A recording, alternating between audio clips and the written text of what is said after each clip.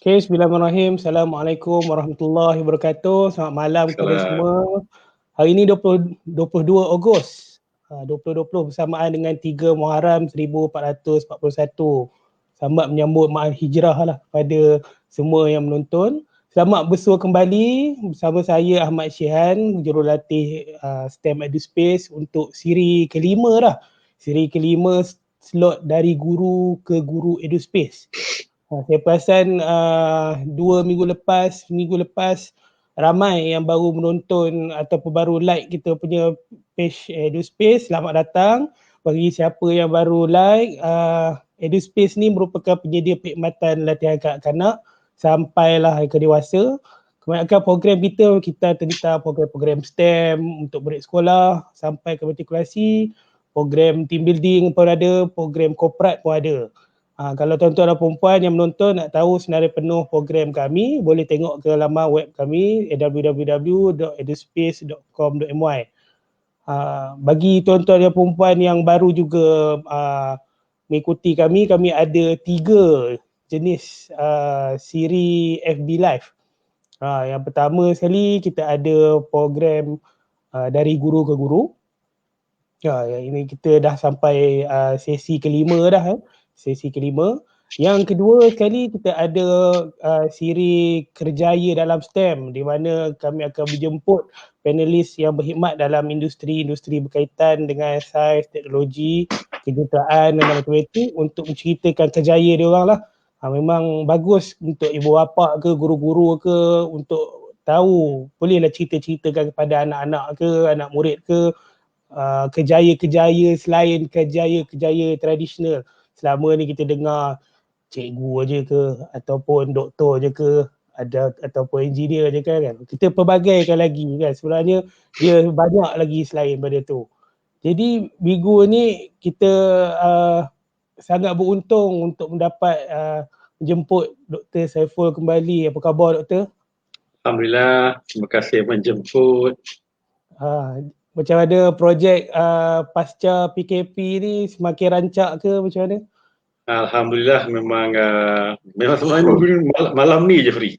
Setiap malam pun ada, esok pun ada. Jadi teruslah minggu depan saya akan berada di Teluk Kemang seminggu Kemudian terus ke Pulau Kangsa dan sambung balik di Seremban. Maknanya lebih kurang 15 hari ni bergerak sajalah banyak tapi yang sebaiklah dia yang jauhnya sikit je, jadi bolehlah kita tengok juga rumah sikit. Alhamdulillah daripada ikut sungai lah, daripada hulu turun ke Kuala betul ke Teluk kan. Bersyukur kita. Saya sebelum kita mulakan mengenai topik kita malam ni Doktor, saya nak berkongsi ada satu cerita gembira lah mengenai masjid sebelah rumah saya. Okey.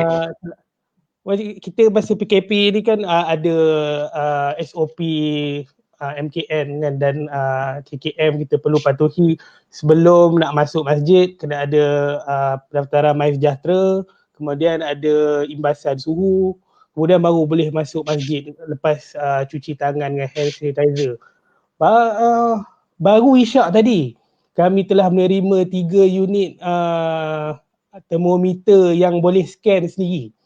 Maksudnya dia ada atas tripod tu, letak je dahi, dia akan scan kita punya suhu. Kemudian hulur tangan, keluar hand sanitizer. Lepas tu kemudian scan sendiri, telefon sendiri, MySejahtera untuk pendaftaran. Kata, hush. Jadi pakcik-pakcik penuh dekat lobi masjid tu. Punya kagum kan, mengenai teknologi kan. Walaupun banyak kedai dah pakai tu kan. Jadi itulah kita nampak maafkan saya, perubahan daripada masa awalnya mungkin kita pakai tenaga manual untuk mengimbas suhu ni. Pegawai masjid bergile-gile untuk semayang qobliyah. Kadang-kadang cepat sungguh jemaah rasa pintu tutup sebab terpaksa solat di luar sebab tak ada orang nak mengimbas suhu dia. Jadi dia terpaksa solat di luar kan. Jadi ia satu perubahan yang natural kan. Bila kita evolve daripada benda yang manual kepada benda yang hands free ataupun digital kan. Jadi begitu juga dalam kita punya senario dalam pendidikan kan. Kita dah lama dah kot daripada zaman beribu tahun dulu di Greece, dia orang banyak berdialog, bercakap. Tapi pada tahun 2020 masih lagi menggunakan teknik pengajaran chalk and talk ni kan. Jadi saya tertarik dengan ada satu bukanlah penemuan terbaru sangat pada tahun 1983 ada seorang saintis daripada Harvard University, nama dia Howard Gardner. Dia menceritakan tentang rupanya sebenarnya orang ada pelbagai kecerdasan. Jadi kita nak jemput doktor kan, cerita apa sebenarnya itu kecerdasan pelbagai ataupun multiple intelligence. Silakan doktor. Okay, terima kasih Syihan kerana bagi saya peluang sekurang-kurangnya sebulan sekali adalah saya dijemput dan selalunya timing pun okey selalu timing okey, saya memang free alhamdulillah. Tapi kita punya pengenalan tu macam yang Syihan bagi tahu tadi lah, di surau saya pun benda yang sama berlaku. Jadi ada orang dia dengan pengumuman kawan-kawan saja dia akan mengikut peraturan tersebut yang MKN bagilah, nak pakai mask dan sebagainya. Ada orang dia kena tengok orang lain pakai mask dulu baru dia nak pakai mask. Ada orang pula dia kena diumumkan berkali-kali. Ada orang pula kena tengok pakai WhatsApp baru dia terasa terpanggil nak pakai mask dan bawa tikar semayang. Ada pula sebab saya punya surau pun dah ada yang scanner dia. Kalau tak dulu pakai sendiri jadi sekarang bila dah ada scanner tu pula lagi ramai pula orang yang ikut. Maknanya kemungkinan besar di surau saya, sama juga di masjid tempat Syihan tu, arahan ni telah merangkumi berbagai jenis kecerdasan. Maknanya orang faham ni berbeza-beza. Ada yang kena ikut orang, ada yang kena nampak, ada yang kena warning, ada kena argument dia macam-macam. Tetapi untuk kita punya pengenalan betul dia if I'm not mistaken is American psychologist kan, nama dia Howard Gardner Jadi dia ni mula dalam tahun 70-an tapi betul-betul dia punya drive tu dan dikenali multiple intelligences ni tahun 80-an bila guru nak menerangkan kenapa ada orang yang dianggap sangat cerdik yang berjaya dalam kerjaya tapi dekat sekolah teruk sungguh, contohnya kan macam Walt Disney dan sebagainya jadi bila ada pergerakan ni kita mula menerima mungkin di sekolah ini kita tidak ada cukup kemampuan untuk menilai 8 atau 10 jenis kecerdasan ni. Dia ada buku kata 8, ada 10, ada yang bertindak dan sebagainya. Dan manusia pula bila kita kata dia ada kecerdasan contohnya linguistik, contohnya mungkin dia bukan linguistik saja, dia mungkin ada juga kecerdasan matematik, logik macam Noam Chomsky dia linguis yang hebat dan dia juga mathematician yang hebat. Jadi mungkin ada orang 2-3 tahap kecerdasan dia. Tapi balik pada kita ni rasanya soalan yang pengenalan daripada Encik Syihan tu mengapa masih tak ada kenapa atau masih tak banyak. Tapi kalau tak banyak pun kita boleh lihat sekurang-kurangnya dah lama kita ada science stream, art stream dekat sekolah. Itu maknanya 2 jenis lah. Kemudian ada pula pecahan kalau ambil SPM ada pecahan-pecahan pula sampai 3 mungkin 4 termasuk vocational. Jadi kita dah ada 4 jenis penilaian. Maknanya ada kita lihat dari segi perkembangannya. Tapi sebab kalau kita ada 4 jenis penilaian tapi kecerdasan tu ada 8 atau 10, maknanya kita masih tidak dapat menilai yang ke-5 sampai ke-10 Tapi dalam waktu yang sama bila dah ada 4 tu kebanyakan ni kita boleh nilai sebab yang saya sebut tadi manusia ni dia bukan merangkumi satu je jenis kecerdasan dia. Mungkin satu yang majoriti dia tetapi kita nampak pada benda yang lain.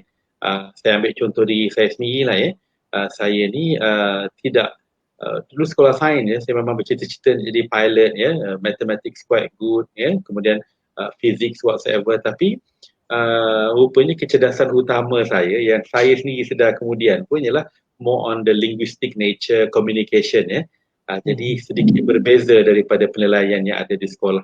Tetapi kalau kita berikan ruang untuk seseorang pelajar atau seorang murid itu berkembang, dia akan boleh get the new intelligence melalui kawan-kawan dia ataupun intelligence dia yang minor ni boleh juga diberi perkembangan. Kalau dia punya ruang lingkup, dia punya surrounding tu very positif ya, insya-Allah this can be done. Tapi kalau kita nak ambil dari segi macam mana nak make sure masuk elemen multiple intelligence ni, nombor satu kita kena mengaku yang kita dah okey, tapi kita ada perlu memberi sedikit ruang macam mana kita nak menilai multiple intelligence ni kecerdasan pelbagai, macam mana kita nak masukkan ke dalam elemen sekolah. Jadi bila kita dah ada, kita nampak yang paling asas kita nampak ialah co-curricular activities. Sukan. Ini semua penilaian yang sebenarnya tidak termasuk dalam rangkuman awal, tapi atas kefahaman yang kecerdasan pelbagai kita letakkan sukan, kita letakkan co-curricular activities. Malah dalam kelas saya baru habis saya punya kelas di Xiamen University, Masters in Business Administration, tapi subjek saya Management Communication ya. Salah satu tajuk debat kita ialah macam mana kita nak memperbanyakkan peer evaluation dalam kelas kita, sebab kadang-kadang benda tu perlu ada ya. Jadi kita mungkin nak meningkatkan. Jadi kalau kerja pun sama ya, waktu saya bekerja di UPM saya lebih kurang 11 tahun, saya asalnya guru bahasa Inggeris sebelum saya jadi pensyarah kemudiannya. Bila penilaian dari segi diri saya, sebab saya ni more kepada debate dan sebagainya, tapi wajaran penilaian tu ketika itu hanya 5% untuk saya punya performance tu. Jadi kalau saya peringkat international sekalipun, dia masih wajaran 5. Sedangkan yang lain yang saya mungkin tidak begitu hebat tu wajarannya 95. Jadi kita jangan menganggap perkara tu tidak adil kerana majoriti benda macam tu. Jadi kita perlu menunjukkan yang 5 tu perlu dinaikkan kepada 10, kepada 15 ataupun kepada satu penilaian yang lain agar kita dapat diterima pandangan yang kecerdasan ni pelbagai, kecerdasan yang kita ada perlu diberi ruang lingkup ataupun satu SOP, satu standardization untuk kita punya penilaian. Cuma intro saya lah, jangan marah kalau kecerdasan kita tidak dapat dinilai ya. Kita masih lagi boleh mengikut ruang lingkup yang diberikan, berjaya atas apa kecerdasan yang diterima pakai. Macam contoh masuk universiti, bukan semua orang masuk universiti, ada masuk college community, ada masuk voki dan sebagainya, dan semua kandidat tersebut boleh berjaya dari segi kerja dan perniagaan. Jadi semuanya boleh, because at the end of the day kecerdasan ni sangat penting, sangat bagus, but if you're not willing to work then the kecerdasan will not be much after all ya. So itu saya punya mukadimah pada malam ni. Silakan Cik Syah kalau ada apa-apa nak diteruskan tanya dan sebagainya ya. Apa sebelum kita pergi ke soalan seterusnya, mari kita tengok dulu sebenarnya menurut Howard Gardner, dia telah menyenaraikan beberapa jenis intelligences boleh, kalau saya boleh baca kat sini, dia ada berapa banyak 2 virtual linguistic 8. Ada yang kata 8, ada yang kata 9 Yang pertama sekali virtual ataupun spatial. Ini untuk orang yang dia boleh hebat mengenai ruang lah. Jadi kalau orang dia boleh buat berkaitan dengan ruang, contohnya dia boleh buat seni kan, dia boleh tengok puzzle contohnya, ataupun tengok graf contohnya, dia boleh nampak perkaitan-perkaitan dalam ruang macam tu. Yang keduanya mungkin berkaitan sikit lah macam Dr. Saiful kan, verbal dengan linguistik. Dia sangat suka sedih-sedih bercakap ataupun baca ataupun buat puisi kan. Jadi dia sangat ini yang macam ni dia dekat dengan traditional teaching lah, macam mana cara kita mengajar yang tradisional. Yang ketiga ialah mathematical ataupun logical lah. Yang ni saya rasa yang banyak dinilai dalam sistem pendidikan sekarang lah, macam mana orang berkaitan dengan nombor, macam mana dia reason, macam mana dia menyelesaikan masalah.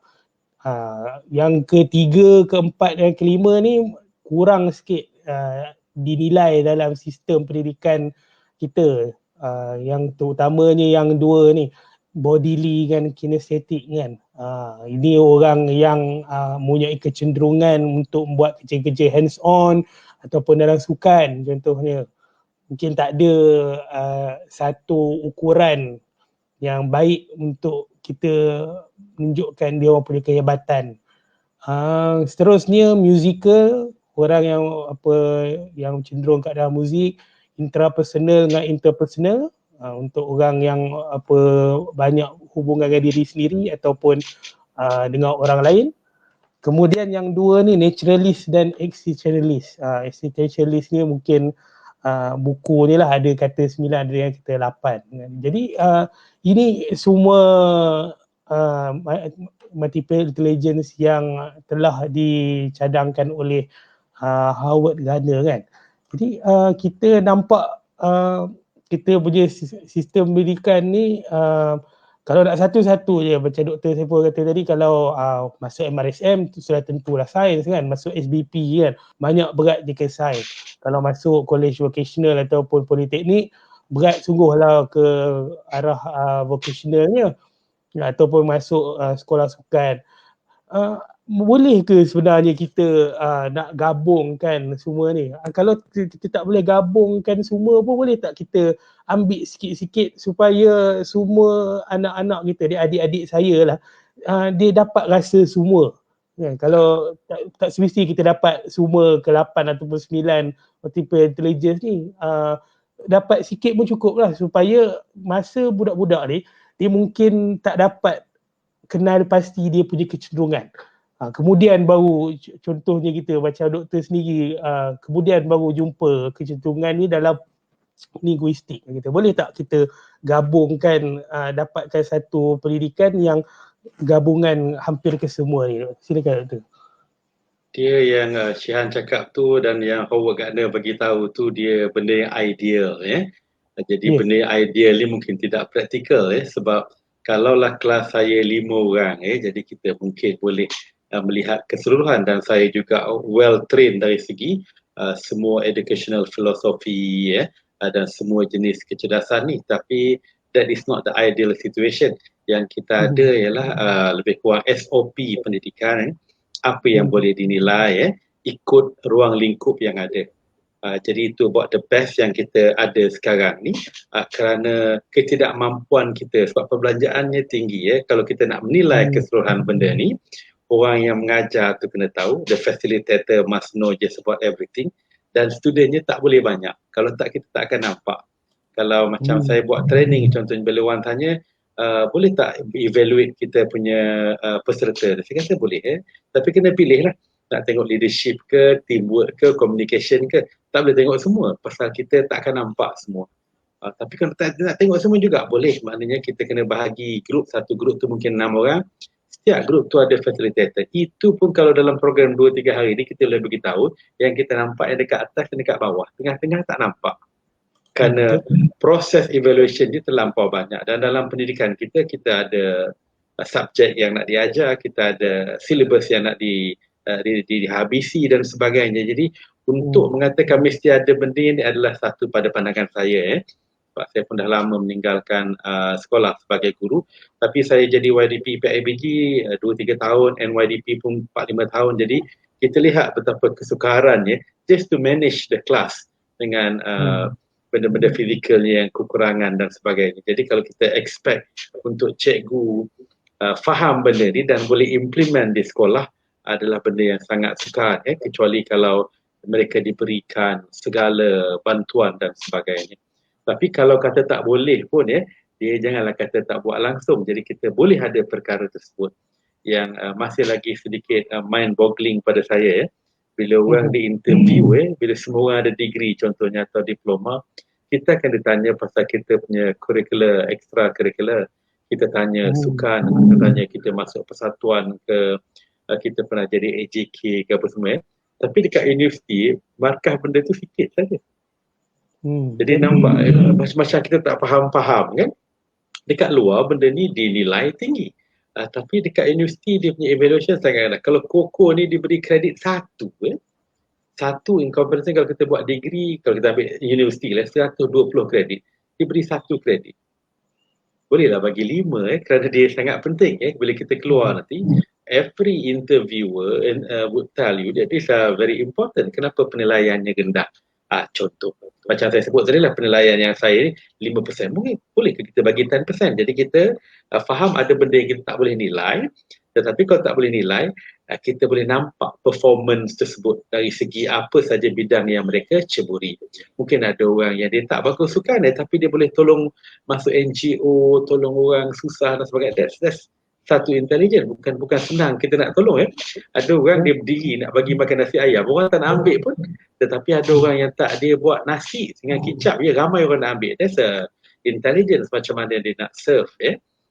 Jadi benda macam tu tidak ada penilaian atau tak cukup penilaian yang ada tu. Jadi kita kena bagi satu, kita panggil yang boleh kita mula dari sekolah rendah sampai sekolah menengah, school project.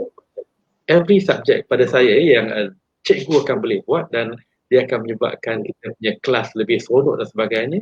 You need to have class project. Class project tu mungkin ada yang pair work, mungkin ada group work. Dan class project ni sekarang dekat tempat semua kementerian ada pertandingan inovatif, kreatif dan sebagainya kan. Apa dia pertandingan ni? Sebab nak menunjukkan satu kefahaman, bukan kerja punya produktiviti itu saja yang boleh dinilai.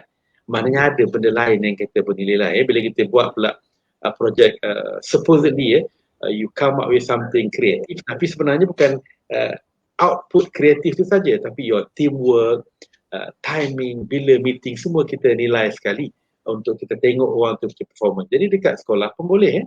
Maknanya mungkin ada yang betul-betul kreatif yang nak buat volcano ke, nak buat kapal terbang dan sebagainya, tapi ada pula yang boleh susun meeting tu, ada yang boleh recordkan meeting tu dalam bentuk tulisan.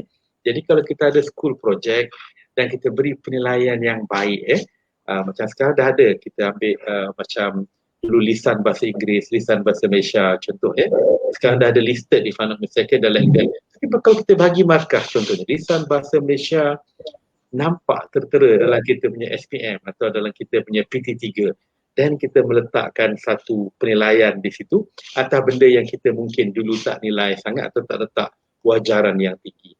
Jadi saya sarankan atas kefahaman ni, dia dah lama faham. Kalau kita ikut Howard Gardner ni pun sebelum tu dah ada dah. Tapi kalau kita ikut Howard Gardner katalah 1980, it's been 40 years. Dan penilaian, kita boleh berikan kedua-dua je penilaian responsibility dan penilaian kepada guru. Maknanya every subject pada saya lah, saya sarankan dekat universiti ke dekat mana-mana, there must be a project to the thing. Sama ada kena ada present ke kan, kena ada satu idea yang baru. Dan kalau subjek-subjek seperti pengajian pengajian civic kalau ada lagi, maknanya dia basically apa saja yang boleh difikirkan oleh pelajar kita, nampak logik pada kita yang mereka boleh melakukannya, kita benarkan dan kita guide dia supaya bukan outcome saja jadi penilaian kita, the whole process kita boleh nilai. Jadi kita akan nampak penilaian multiple intelligence ni bila kita melakukan projek. Dan at the end of the day kita tambah satu lagi, ialah kita letakkan dalam penilaian itu bukan saja penilaian guru, kena ada penilaian guru seorang lagi, kena ada second teacher evaluation di situ atau second lecturer evaluation di situ, dan juga tinggikan peer evaluation. Kalau dulu kalau peer evaluation ni mungkin tak ada pun, kita letak ada kalau cikgu yang pertama 50%, cikgu yang kedua 30%, peer evaluation you must put at least 20%. Jadi ada orang cakap nanti kalau kita ambil logik dulu, nanti dia orang berpakat-pakat nak bagi markah tinggi sama sekali. Berpakat-pakat tu adalah intelligence. That's under linguistic, interpersonal. Jadi kalau dia boleh pakat, we should be, especially kalau budak-budak sekolah, we should be clapping our hands. Dia pandai, nanti aku bagi kau markah tinggi, kau bagi aku markah tinggi. That's reciprocal. Kalau kita ambil teori persuasiveness pun kan, reciprocity is one of the things untuk kita persuade. Jadi banyak bila orang kata I scratch your back, you scratch my back tu dia erti katakan pada benda-benda yang negatif saja. Not really. It's part and parcel of life. I help you and you help me. Tapi kalau kita punya hierarki Maslow tu tinggi, kita tolong orang, kita tidak berharap lah. Tapi more so, bila kita tolong orang, kita ada sedikit harapan tu tadi untuk orang tolong kita. Is that not intelligence? I think it's intelligent tu yang kita boleh nilai. Quite easy to do. Cuma kena ada saya harap kalau ada yang mungkin mendengar kita punya sesi inisial ni yang betul-betul guru ke ataupun pegawai pendidikan daerah, it can be tried, it can be tested, tapi tolong jangan terus-terus buat satu Malaysia. Kita buat dulu a few schools, kita nilai, tengok di mana kekurangan dan sebagainya, so that kita boleh ada satu yang benar-benar bila cikgu disuruh buat, murid disuruh buat, level keseronokan dan excitement tu tinggi, jadi dia bukan menjadi beban. Sebab kadang-kadang perubahan ni bila nak terus-terus buat dan orang yang suruh tu pun tak pernah tahu, dia menjadi macam bebanan kepada orang yang menjalankan, dan cikgu pada saya dah cukup beban yang mereka perlu lakukan. Saya pergi Sukantara sekolah last kali saya jadi YDP PFG 2019 memang satu yang sangat amazing lah macam mana dia orang boleh kontrol Sukantara. That alone is such a big thing to do.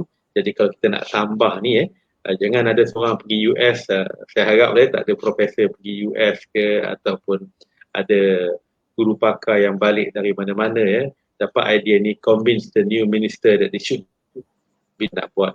Have a study, tengok dekat mana segala angle ni, because at the end of the day kita cuma nak recognize yang kecerdasan tu pelbagai, dan kita ada elemen yang kita boleh letakkan yang tidak mengganggu gugat sistem yang telah ada untuk kita memberi dan eventually kalau kita nampak dia punya outcome tu bagus, of course evaluation, of course kita punya peratusan penilaian akan lebih tinggi, recognizing yang memang kecerdasan tu pelbagai, ada kemungkinan kita miss orang tu punya kecerdasan tu waktu dekat sekolah, tapi kalau kita boleh encourage mungkin di peringkat universiti ke nanti di peringkat yang lain kita nampak kecerdasan mereka. Itu saya punya viewpoint kalau tidak salah. Jadi saya mengenai jawapan doktor tadi tu, secara tiba-tiba jawapan tu sangat klik dengan satu perkara yang saya cari selama ni kan. Saya mungkinlah saya menggambarkan diri saya seorang yang minat sains. Jadi gambaran orang kata ini mestilah sains A, tapi SPM bukanlah saya ketiga-tiga sains tu yang saya hebat. Saya cenderung ke arah kimia saja. Jadi mungkin secara akademik tu bilangan A-nya tak ada. Tapi masa saya bersekolah banyak saya join segala pertandingan mencipta roket, buat robot, buat pembentangan di sana dan sini. Jadi doktor telah menyebut satu perkara yang saya sangat tertarik, iaitu macam mana kita nak menilai kecerdasan pelbagai murid ni melalui co-curricular. Satu benda yang sangat dia kurang mendapat perhatian dalam pendidikan sekarang, tapi sebenarnya itulah salah satu cara yang paling dekat. Benda dah ada, kita boleh terus nilai kecenderungan murid-murid kita ni kan, dari sudut macam mana dia mengurus orang tu intrapersonal lah kan, mungkin macam mana dia linguistik, nak menulis surat, semuanya boleh dibina melalui co-curriculum. Dan ada pula dalam kurikulum tu pertandingan-pertandingan yang saja digabungkan kedua intelligence ni. Saya tengok baru-baru ni ada, bukanlah baru ni sangat ada 4-5 tahun lepas ada baru naik pertandingan bercerita sains. Saya mula tak dapat terima kan, bercerita sains macam mana ni kan. Mungkin satu benda yang ridiculous untuk seorang yang pure sains macam saya kan. Kalau sains je lah, tunjuklah eksperimen. Tapi sebenarnya dengan cerdiknya orang pertandingan ni, pengajar pertandingan ni, dia menggabungkan kedua beberapa jenis multiple intelligence dalam satu pertandingan. Jadi kita boleh nilai banyak sekali kan. Jadi inilah perkara yang penasihat EduSpace sendiri, Tuan Haji Khairi bin Jalun, dia yang salah satu panelis kita punya dari guru ke guru berceritakan mengenai resilience satu hari dulu, dia menasihati saya bagaimana kita nak menggabungkan STEM ni, sains, teknologi, kejuruteraan dengan matematik dalam kurikulum. Jadi kita boleh menilai banyak sekali kecerdasan pada satu masa. Jadi mesej dia sangat jelas lah, doktor pun dah sebut tadi kan, kurikulum ni penting. Dia bukan saya sekat dari sekolah, sampailah universiti, penglibatan dalam kurikulum ni bukanlah setakat nak pergi berkawat saja.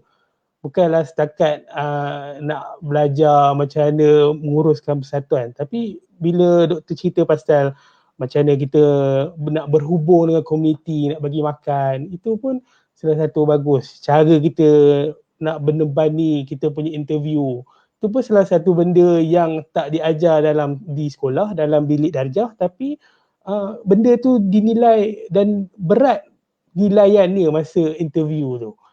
Itu yang saya sangat tersentuh lah dengan jawapan doktor sebentar tadi.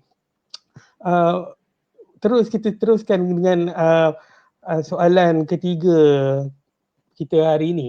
Saya dengan doktor banyak membuat program team building, mana kita banyak berinteraksi dengan orang, kita melihat bagaimana kelakuan-kelakuan orang dalam organisasi kan.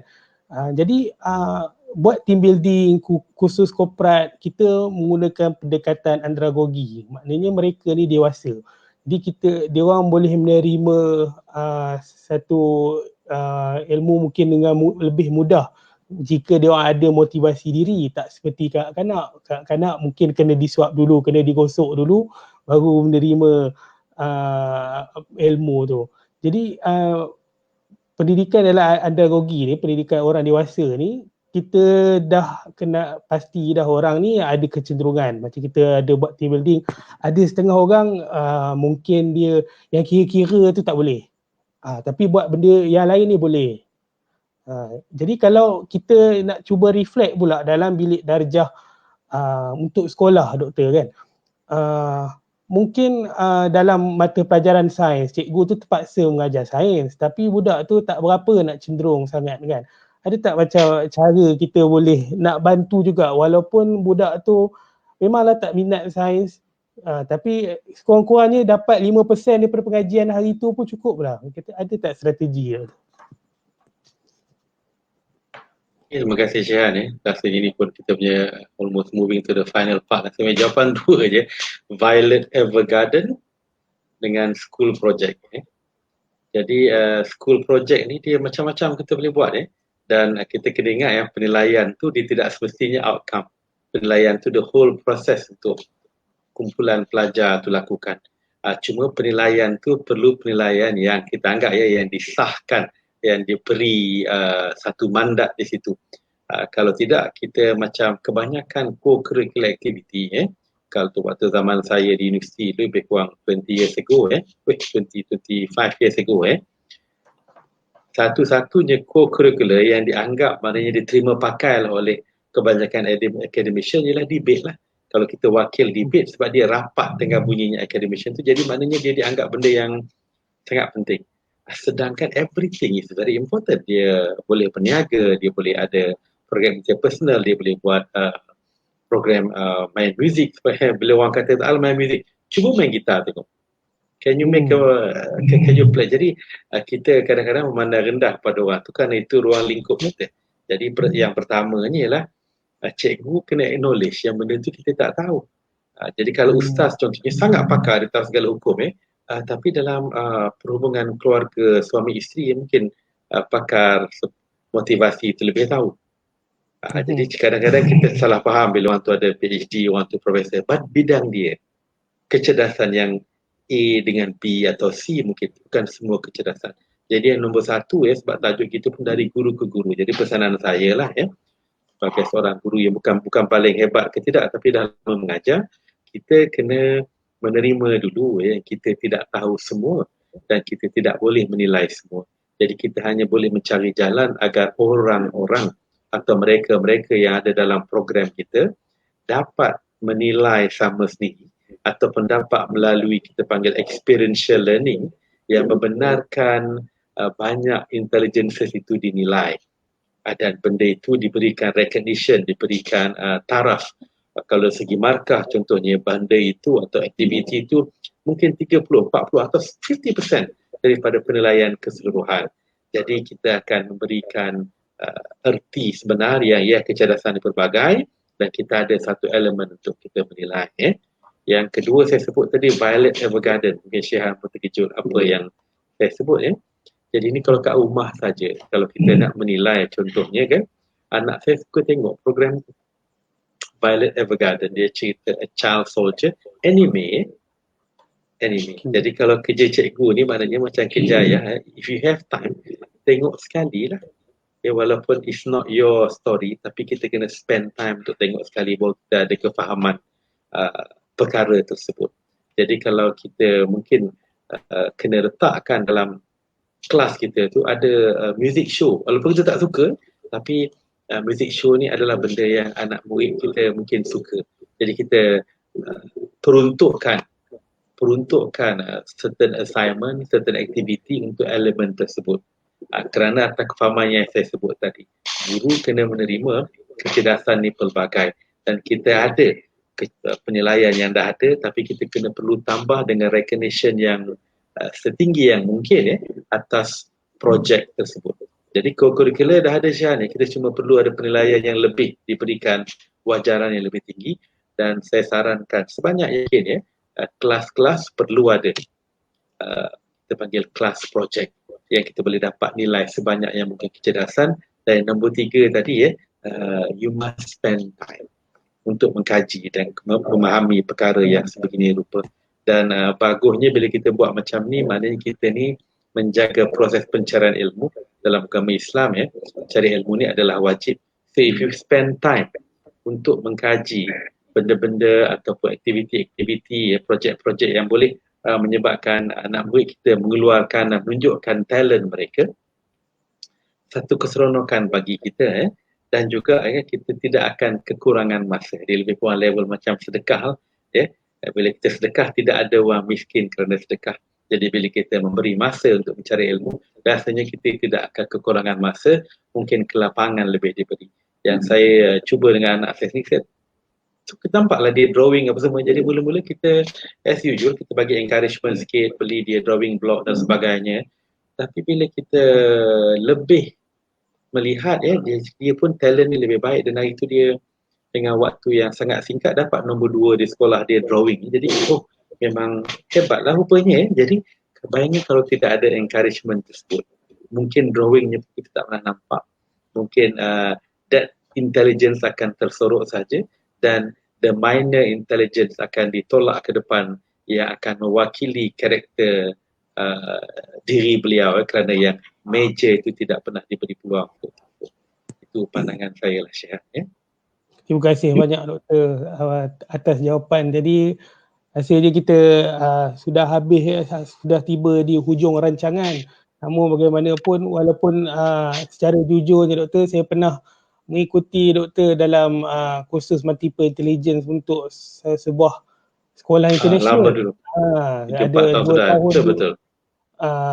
Walaupun saya pernah mengikuti Doktor 2 program 2 hari itu, tapi sesi Facebook live hari ini saya masih lagi menerima benda, ilmu baru mengenai pendidikan. Terima kasih banyak Doktor. Yang pertamanya yang saya nampak, yang pertama ni ialah bila anak tu menunjukkan satu kecenderungan, walaupun benda tu bukan di luar daripada ruang lingkup kecenderungan yang konvensional, jangan tuai pancung. Kita bagi encouragement. Yang nombor 2 ni ialah ini satu falsafah yang dibawa oleh EduSpace sendiri, di mana kami membuat program-program STEM untuk murid sekolah kan. Kita cuba integrasikan program STEM ni dalam co-curriculum, dan juga kita cuba juga bantu cikgu macam mana nak integratekan program STEM ni dalam problem based learning. Itu satu perkara yang saya ceritakan. Kalau saya boleh izinkan Doktor, saya share screen sebentar. Boleh, silakan.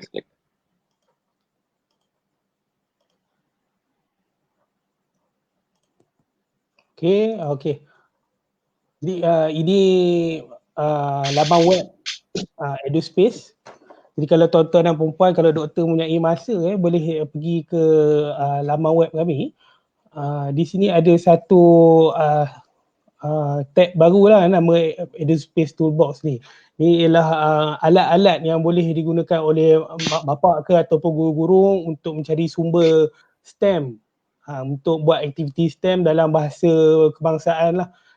Jadi perkara yang saya nak bawa ni ialah 10 fakta mengenai STEM ni kan. Bila orang sebut pasal STEM saja, mungkin orang ingat kependekan untuk sains, teknologi, kejuruteraan dan matematik. Tapi sebenarnya STEM tu ialah ada 10 benda sebenarnya. Dan yang saya nak tekankan sekali ialah poin nombor 6 tu. Gagasan STEM mencetuskan kepentingan pendekatan pembelajaran yang lebih hands-on, minds-on, berdasarkan inquiry dan berpusatkan pelajar. Inilah yang cuba ditekankan dalam bila kita buat problem based learning. Jadi bolehlah kalau cikgu-cikgu semua berminat untuk cuba mengintegrasikan program STEM dalam pelajaran pendidikan ataupun nak panggil kami dalam kurikulum, boleh berhubungi kami lah. Jadi kami kalau pergi ke bahagian perkhidmatan kami, buka je ke pembangunan murid, insyaAllah cikgu akan nampaklah senarai penuh. Dan saya paling suka sekali doktor, kalau doktor boleh nampak saya memang sengaja letak kata-kata Plato ni kat atas ni. Ni saya jumpa masa saya belajar di Australia dulu. Plato kata apa? Do not train a child by force or harshness. Jangan kita cuba mendidik anak-anak tu dengan paksaan. Tapi kita bawa lah dengan perkara yang mereka minat. Seorang kanak-kanak tu dia punya kecenderungan dia yang masing-masing. Jadi memang sengaja saya letak di atas website tu. Jadi itulah sebenarnya pegangan EduSpace dalam menjalankan program-program STEM selama ini. Jadi itu saja daripada saya. Terima kasih sekali lagi saya ucapkan kepada doktor untuk menyertai kami pada hari ini. Saya nak tanya Cihan, baju saya ni kalau apa Syah ni? Baju saya ni agak-agak lah nampak macam warna grey. Warna grey gold sikit. Okey, jadi saya pun nak ending kat situ juga Dia nampak grey ni sebab dia punya color cahaya tu menentukan nampak color grey Jadi kalau cikgu ni meletakkan cahaya yang lainlah warna yang dilihat. Itulah pengaruh dan kuasa cikgu. Jadi berhati-hatilah apabila kita menjadi guru agar kita memberikan cahaya yang sebenarnya membantu anak murid kita untuk melihat perkara itu dengan kadar sebenarnya. Jangan kita bagi cahaya yang salah, apatah lagi kalau kita memberi kemarahan atau ketidaksenerokan yang hanya memberikan cahaya gelap kepada mereka. Jadi terima kasih sekali lagi Cihan kerana menjemput saya. Saya pas balik. Sorry, saya cut ujung tu tak apa, insyaAllah saya doakan doktor semoga diberi kesihatan yang baik. InsyaAllah ada lagi projek-projek yang akan datang. Sudah tentunya kesihatan itu nombor satu, dan diucapkan doktor ada banyak perjalanannya di minggu-minggu yang datang. Saya doakan juga semoga selamat pergi dan selamat sampai, berhati-hati jalan raya, amalkan penjarakan sosial. Kita dah berjumpa ramai-ramai orang ni kan, insyaAllah. Terima kasih kepada penonton yang setia. InsyaAllah kita punya program kotak soalan EduSpace masih lagi berjalan. Tapi nampaknya macam cikgu-cikgu tak ada hantar soalan lagi. Jadi kita masih lagi menerima. InsyaAllah kalau ada soalan-soalan yang menarik, kita akan share lah jawapan-jawapan dia. Teruskan bersama kami, klik like dan follow page EduSpace dan share video ini kalau rasa bermanfaat. Kalau nak tengok lagi, kalau ada kita punya kompilasi video sebelum ni, boleh pergi ke page EduSpace, pergi ke bahagian aktiviti, ada semua daripada sesi guru ke guru nombor 1 sampai yang ke-5, dan semua video live kami semua je telah diupload di kita punya website. Sekian, wabillahi taufiq hidayah. Assalamualaikum warahmatullahi wabarakatuh.